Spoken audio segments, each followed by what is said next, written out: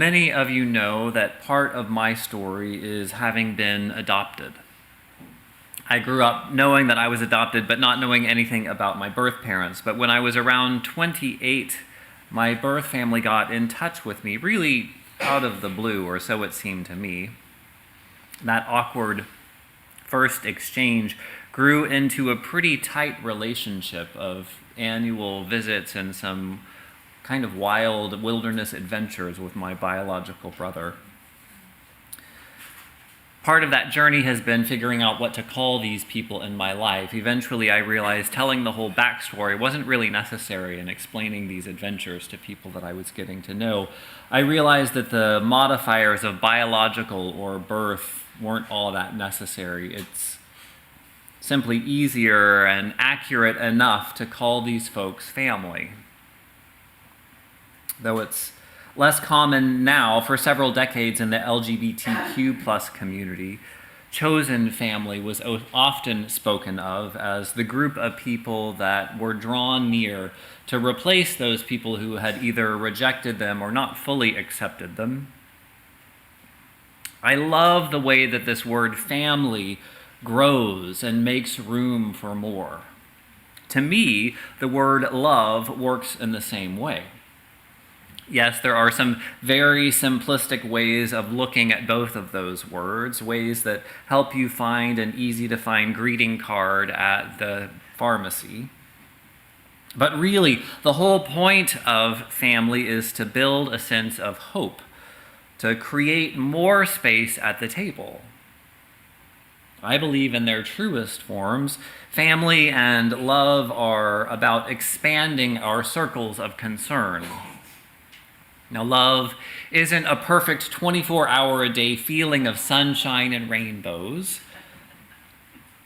That's another little lesson we can learn from family, perhaps. Sometimes people are annoying, even family members, especially family members. But we don't have to like people 24 hours a day to find the capacity to love them. It's not about a perfect, all the time, warm, fuzzy feeling. Love is a reflection of our interdependence and an aspiration to build on our relationship for others and for future generations. It compels us to care for others in ways sometimes we didn't even know we were capable of. And often there's a wonderful, mysterious warming of the heart that goes along with it. The point is, love is much bigger than like. That's why love is at the center, the connecting point of 6 other values in this proposed revision of Article 2. Whether it's in family or in other loving relationships, there are multiple values calling for our attention, sometimes competing with each other. Sometimes even in our own UU communities, values come into conflict or limit our perspectives. Last Sunday's sermon on the humanitarian impact of the war in Palestine and Israel was troubling for many of us. What I heard most was that it was not the whole story. It was shining a light on a problem with a very bright and very focused beam. For some, the glaring detail of the image was overwhelming. For some, the singular focus on one angle of an ancient conflict was misleading to the point of feeling dangerous. I want you to know that I hear you. I have heard many of you this past week. And I'm sorry that sermon pushed some of you beyond what felt safe or comfortable. To be clear, I invited Reverend Summer to speak about the crisis in Gaza from her personal perspective as an Arab, Muslim, Unitarian Universalist. Partially because that's not a perspective I could provide. As we talk about values, and as you think back on that sermon, I invite you to consider what values were expressed or what values she was bringing to the table. Too often we think of values as something people either have or don't have. But as human beings, we walk through the world with an array of values, often competing with each other in our own hearts. A couple of our values that you see on the screen here are interdependence and pluralism. To that end, I will be thinking about how we might round out that exploration of the growing conflict in the Middle East. I have a couple of ideas, but I genuinely want to hear from you what might round out our understanding better. Thank you, Bruce and John, for getting us through that reading. Some of you have plugged into a really important conversation in our Unitarian Universalist tradition lately. Our national organization, the Unitarian Universalist Association, is reviewing and revising Article 2 of the UUA bylaws. I know this is very insider speak, so I apologize to visitors. You know these as our 7 principles and 6 sources. This past June in 2023, at our annual meeting, delegates from all of our congregations voted to continue talking about this particular revision. And this coming June, delegates, again, from all of our congregations will vote to either accept this revision or stick with what we have, what you know as the 7 principles and 6 sources. This final proposed revision and the accompanying symbol summarize what emerged from literally thousands of hours of workshops and listening sessions from organizations and individuals, clergy and laity. The revision committee listened and listened and listened. That was the primary work that they were up to this past 3 years. And this revision doesn't come out of the blue. Part of our national bylaws mandates a regular revision of Article 2 every 15 years. Since the merger of the Unitarians and the Universalists that created the UUA, there have been several revisions and different versions over time. Of course, most recently, there's been a huge grassroots movement for individual congregations to add the 8th principle as a congregation. The proposed revision of Article 2, if you listen closely, incorporates the language and sentiment of the 8th principle. Just keep in mind, affirmation of the 8th principle is something that individual congregations are doing. Revising the whole Article 2 is something that the whole Unitarian Universalist Association is doing. The movement to add that 8th principle has been going for about a decade. When Tapestry votes on the 8th principle at our own annual meeting in June, it will be before any changes are officially made to the UUA. And if it feels like an insignificant vote at this point, it's only because we as Tapestry are really, really, really late to the 8th principle conversation. The version of Article 2 that is the 7 principles and 6 sources, the one that you know and I know a lot of you love, came into being in the 1980s. And when it happened, not everyone was thrilled. They didn't immediately slap those up on the wall and claim them as their big 7. A whole generation got to look at them and interpret them and figure out how to weave them into worship and religious education.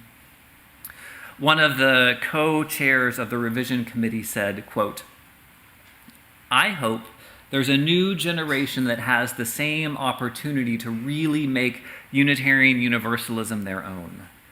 That we've opened a new space for people to engage, for long-standing members to re-engage, and for new people to come in and feel like there's room for them to contribute in a way that they may not have felt quite before."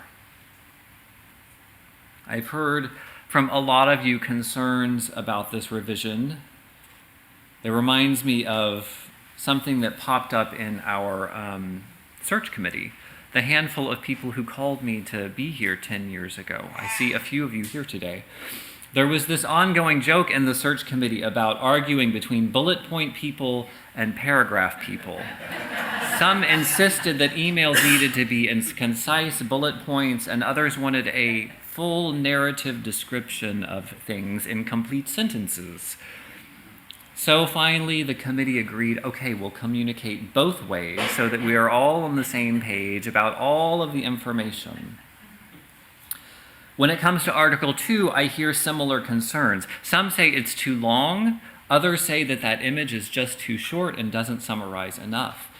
Now, in congregational life, when I start getting complaints in equal amounts from both directions, that's when I know I've reached the right compromise.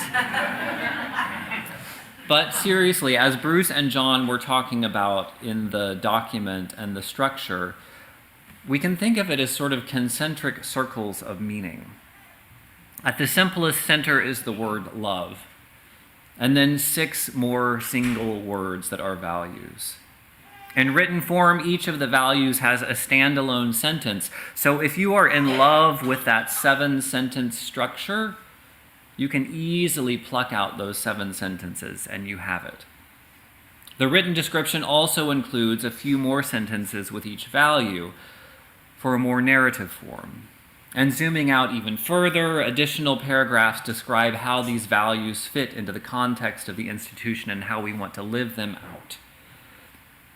If you look carefully, this version is written to put the heart of the matter at the center and expand outward from there, depending on how much verbiage you find useful. There's one more note about structure that I learned just this week, and it was a concern that I shared. It was that this revision does not enumerate our sources of our faith. It turns out this was intentional. The study commission members felt like listing 6 sources or any number of sources is going to be incomplete. We run into this challenge any time we try to list all of who we are or all of what we're inviting.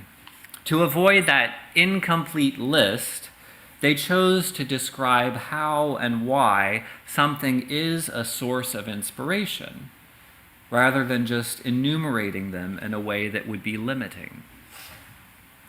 I thought it was helpful to hear the thinking behind that shift. It was for me.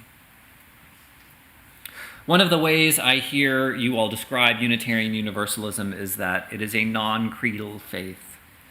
Maybe you don't use the word non-creedal, but you make it clear that there's nothing that anyone must believe to be a Unitarian Universalist. There's no test of right belief.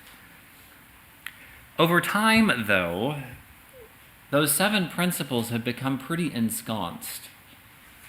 In some ways, they start operating like a creed. I can't count the number of times I have had the discussion verging on argument. Do you believe in the inherent worth and dignity of every person? Do you? Tell me.